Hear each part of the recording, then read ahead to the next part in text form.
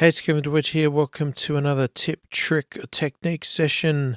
This week we are having a look at how I create my virtual MIDI drum parts for songs.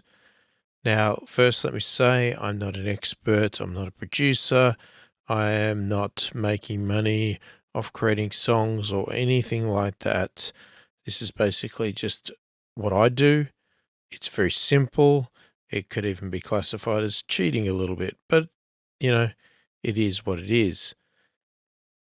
And hopefully it helps you out.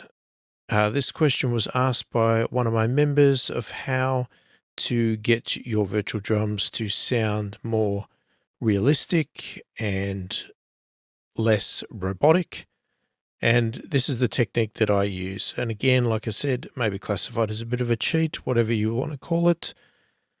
But this is how I do it to get my drums to sound fairly realistic. Are these real as a real drummer? Probably not, but they're as close as I can get it in a virtual MIDI drum sense. So I'm going to run through the process, but basically what I do is if I was to sit down and hand draw my drum parts out beat by beat, then they would sound horrible. They would sound robotic. They would sound basically like a machine played them. So to avoid that, I don't do that. What I use MIDI packs. So for my drum sounds, I use the Slate Drums SSD4, and it comes with some MIDI grooves. But prior to that, I used to use Toontrack Superior. And when I was using that, I bought quite a few of their MIDI Groove Packs. So they sell quite a lot of them, all different genres, styles, beats, fills, whatever you want to buy. They have tons to buy. And they're basically MIDI packs.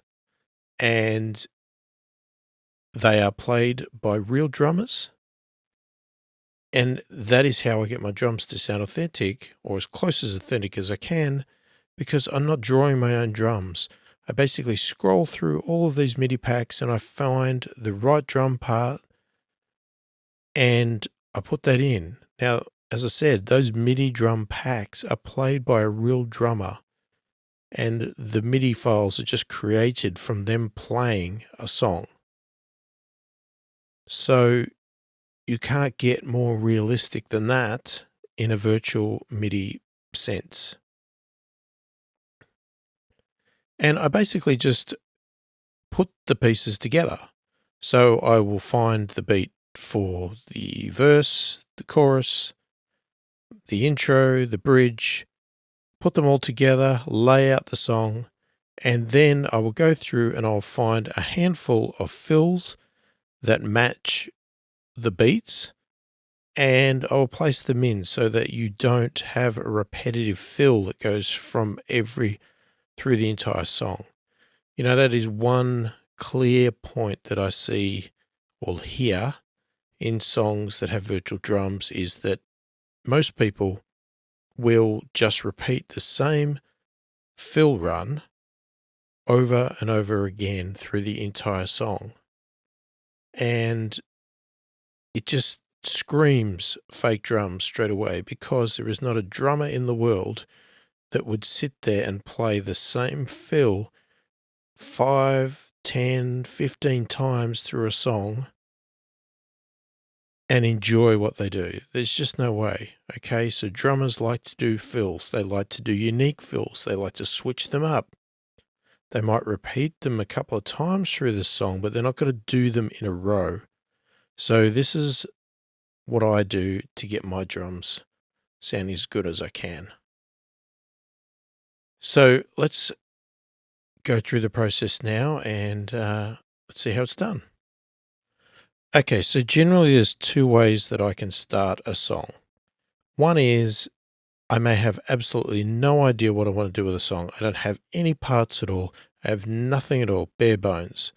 And what I might decide to do is to lay down a drum part, find a nice beat that I think that's going to inspire me to create the rest of the song, and lay that out and then start to improvise over the top of that with my guitar or bass, whatever, to try and start the process of getting a song. Okay. I'm not going to show that in this case because that is obviously pretty simple. Just go through the packs, go through the MIDI packs, find a beat, put it down, lay out your song, and your drums are done. What I'm going to show you here is the other way, which is the more common way that I usually do things, where because I am a guitarist primarily, most of my songs come from me creating parts in my guitar. So I'll be sitting there mucking around, jamming, whatever, and a part will come up, and I'll repeat that over and over again just to sort of bed it down, get it right, record it into my iPhone as a rough, so I've got a record of it.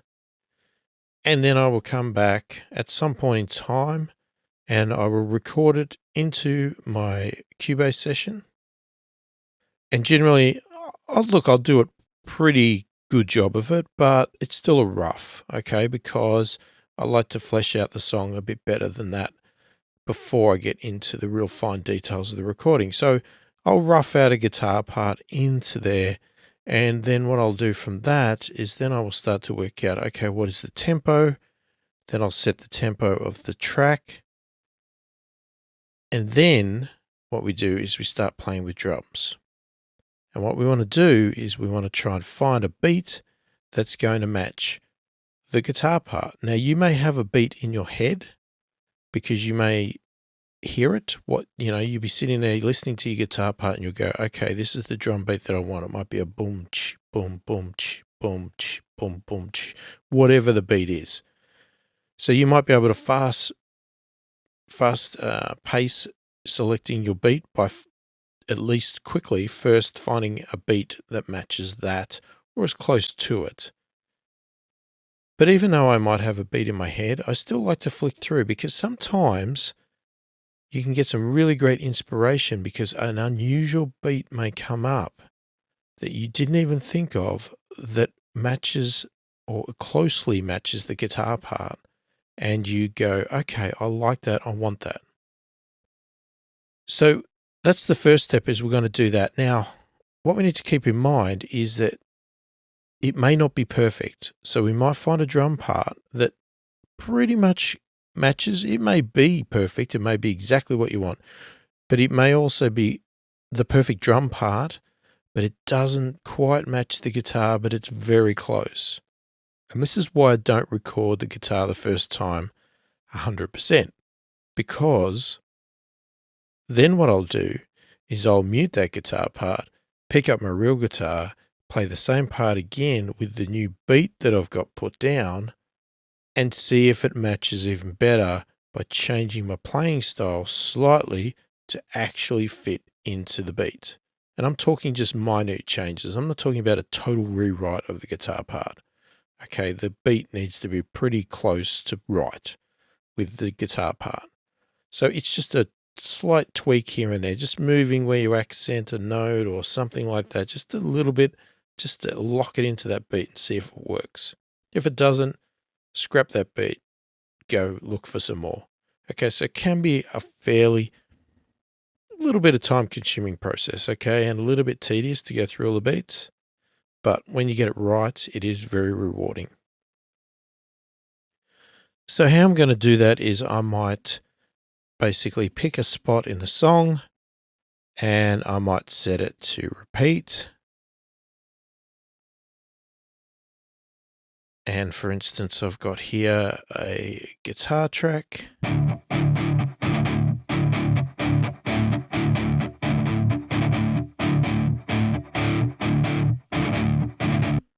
Very basic guitar part. So let's say we want to match that out. So what I'm going to do is first I'm going to pull up my Steven Slate Drums. And what I'm going to do is I'm going to just load any kit, something that you feel might be the right kit. You might have a favorite kit that you always use, whatever it is, just pick a kit to start with here. And then we're going to go down to the groove. And Okay, in the Steven Slate drums, generally you'll just get these basic couple of packs here that have some grooves. Now, but you'll see these ones all labeled SD. So these are ones that I previously bought for Superior Drummer by Toontracks, and I actually found a way to be able to convert those or rename them and allow Steven Slate drums to be actually able to play those beats. Okay. There is a slight conversion that you do need to also do, though, to get them to play 100%. So that would just be this. You can load a IO map, and once you've done that, it converts a few of the hits to match because they're not all identical between the Superior Drummer and SSD4. But when you've got that in, then what you can do is you can go and find what you're looking for.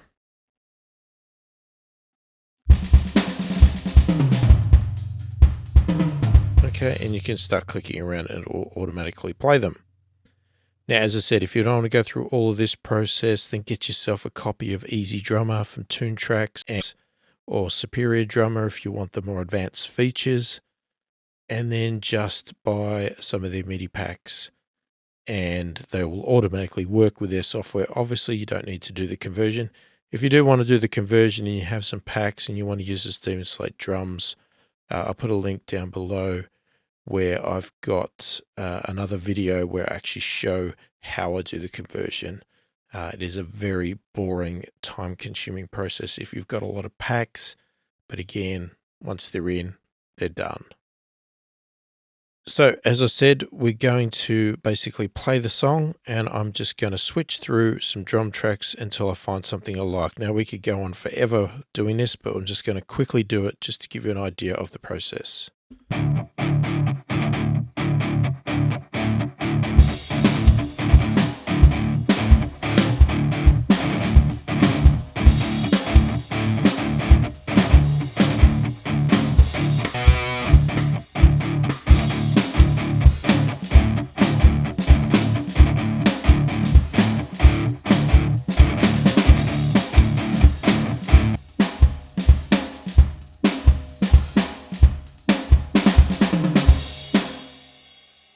Okay, so let's say we like that part there. Obviously, that wasn't 100% playing in time. It wasn't starting exactly on the right beat there, but you'll get an idea. And of course, as soon as I click on it, it plays again. So let's stop that. So you'll see here, I have picked the Superior Drummer Americana pack. We get a straight 4x4 ballad, and I've picked verse variation 7. And I've just dragged that over to the timeline here. Okay, so this is where it becomes interesting because now what I do is you just start laying it out. So I might extend it. Sorry, doing it that way. And I'll work out my basic layout of my drums, so I want, so much of the verse, and then we're going to find a chorus. So what we want to do is say, come along here. Now we might mute the guitar for this part.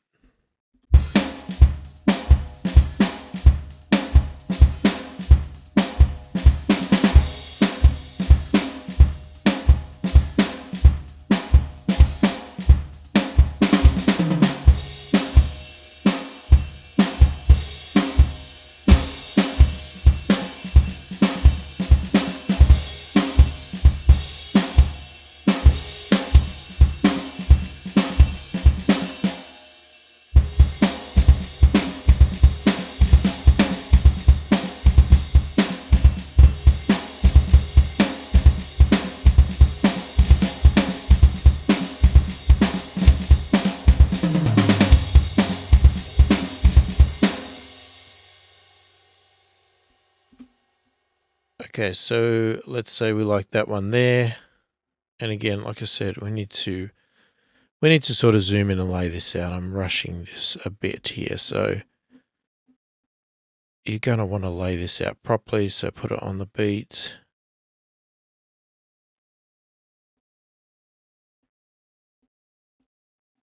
Okay, and let's just say we want 2 of those.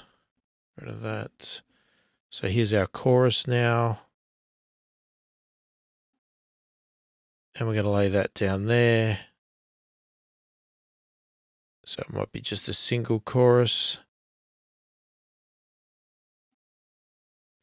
And then we might copy the verse back over here again. Maybe twice. And we might want to get an intro. So what I'm doing here is, because I've found a pack that I liked for the verse, I generally try and stay in this same pack. Unless I'm looking for something really unusual, I'll stay in this pack because each one of these is basically designed to go with each other.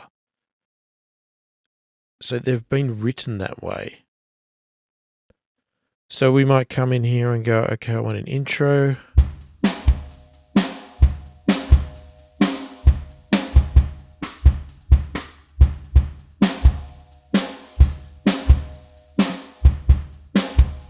So we want that as an intro.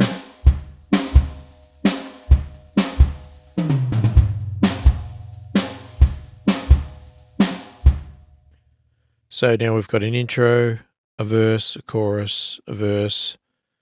So we might duplicate the chorus again after that verse. And then we might go and look for a bridge section here. So, and obviously it depends on your structure of your song. You've got pre-choruses, you've got outros, whatever you need to actually do to fit your song. That's what you want to lay it out wise.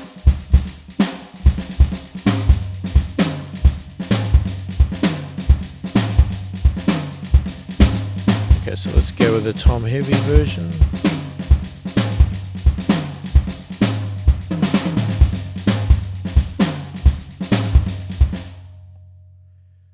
So we've got a bridge there, and then this time let's load it with a pre-chorus.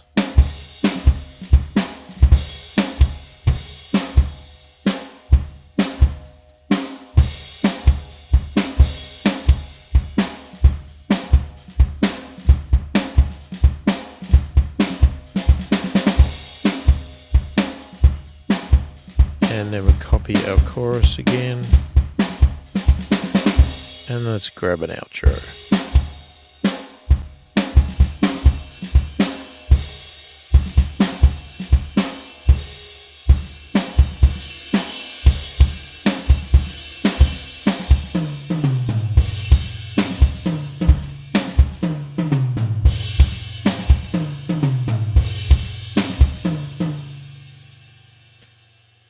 Okay, so we've got our song laid out here, and like I said, you need to obviously match it to your guitar part here, and again, we may come in and re-record this, our guitar part, to better match the drums. So if we just have the guitar muted and we just come in here and we just listen.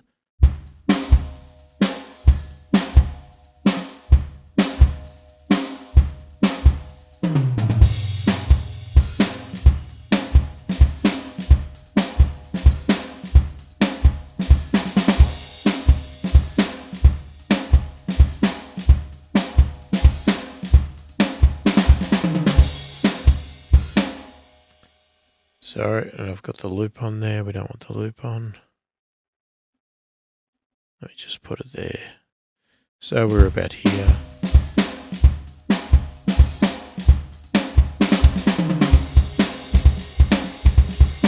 Switching into the chorus.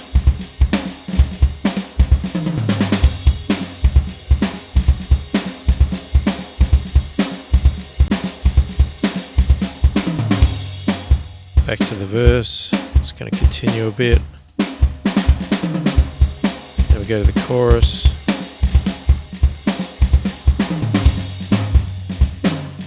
Do a bridge.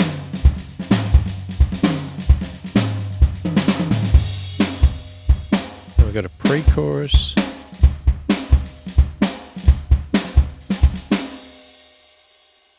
Sorry, the loop's in the wrong spot here. Turn the loop off.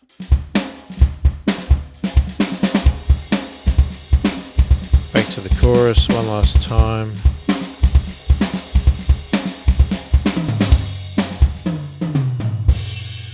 And an outro.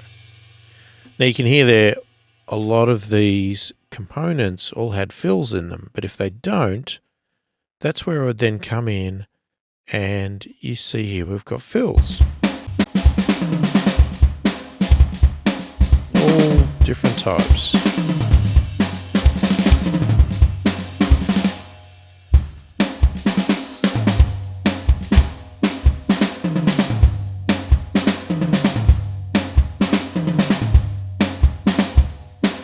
So I would just drag them down.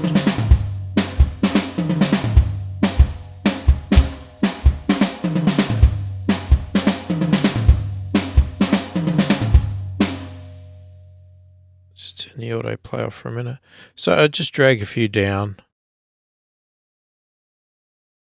And then what I would do is actually place them. Okay, so we need to find a spot. So you might say, okay, I want to fill at the end of this beat here. So I might just, okay, I'll bring this back. I'll put my fill in and then just stretch that back to where it was till it combines. And now we've got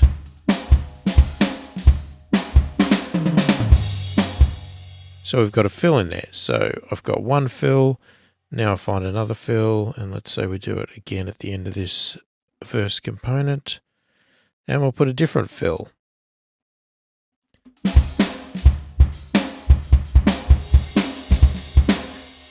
And again, you're going to have to play with this to find the right fills that are appropriate. Now you might, because you've got two different fills here, you might repeat those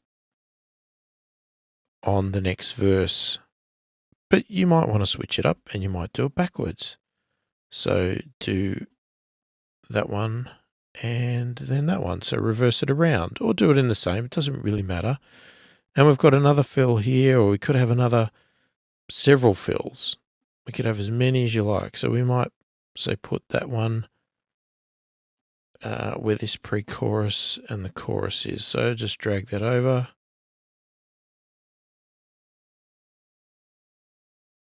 And place that in. Again, fill it up. So then we've got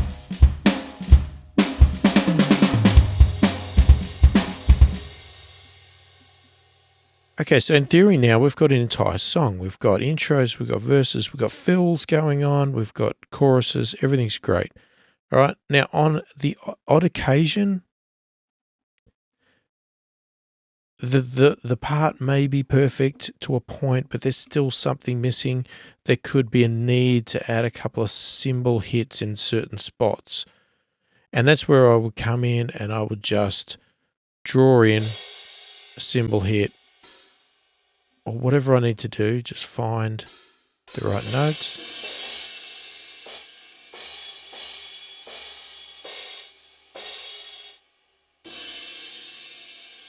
So I might add a couple of those in there, but because I'm just adding a little bit of subtle cymbal hits in there, I'm not writing the entire drum track, it will still sound good. It's just sometimes you just need to add a little component here or there just to better match the vibe you're going for in the song. Now, I'm going to delete those because obviously I just dropped them in. So you can do that. So you might make little tweaks like that where you just add a few notes or even take some away. You know, there might be a cymbal hit you don't want there, but you love the part. So, you know, you might come in and just find the cymbal hits and go, oh, I don't like that one. Get rid of it. All right, just delete it.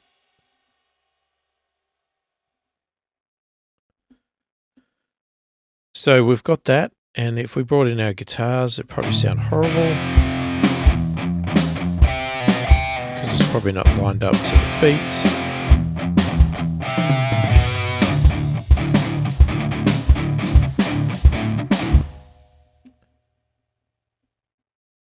Okay, and obviously I didn't listen to this properly.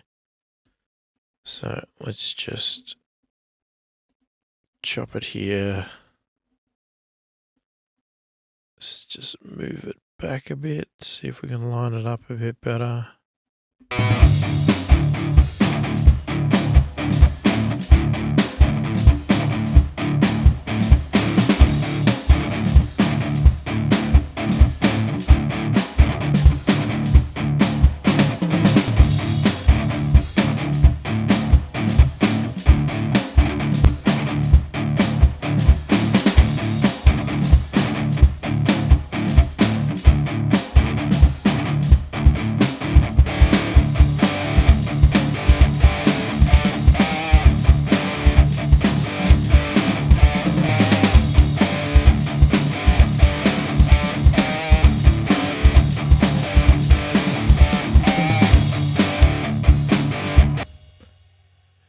So that's not bad. The chorus, obviously the drum part, I didn't listen to that, so that doesn't really match. But the verse doesn't sound too bad actually for a few minutes work here.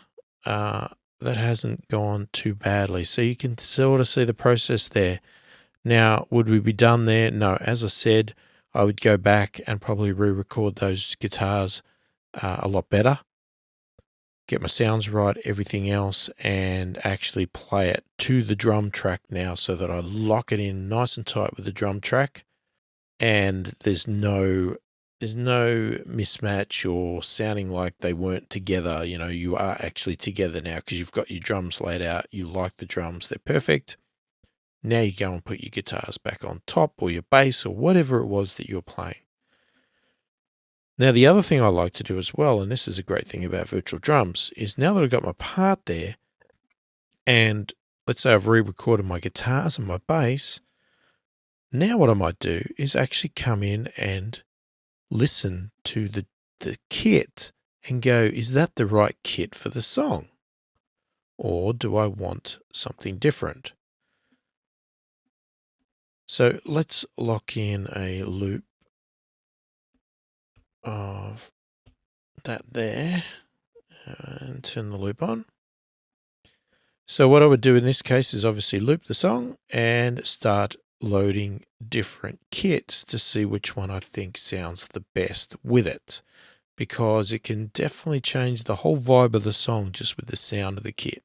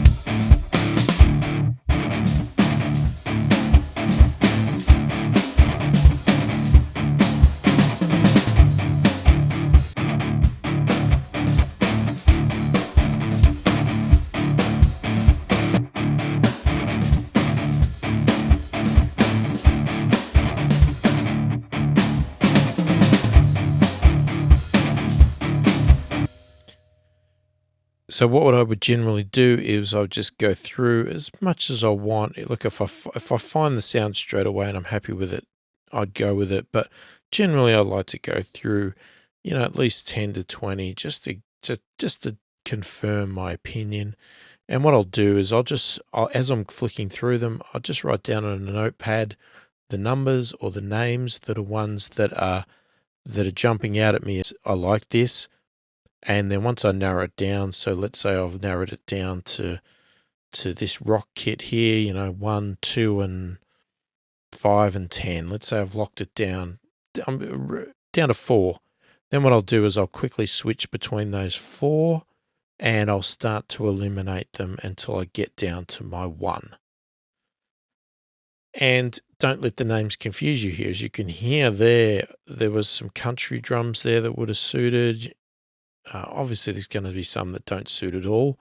So, but don't let the style of drum kit deter you from trying them, because it is just a drum kit. So they're just giving you an idea of what the sound might be, but, it's not guaranteed. So if we went for, say, number 2 here, which I thought sounded all right.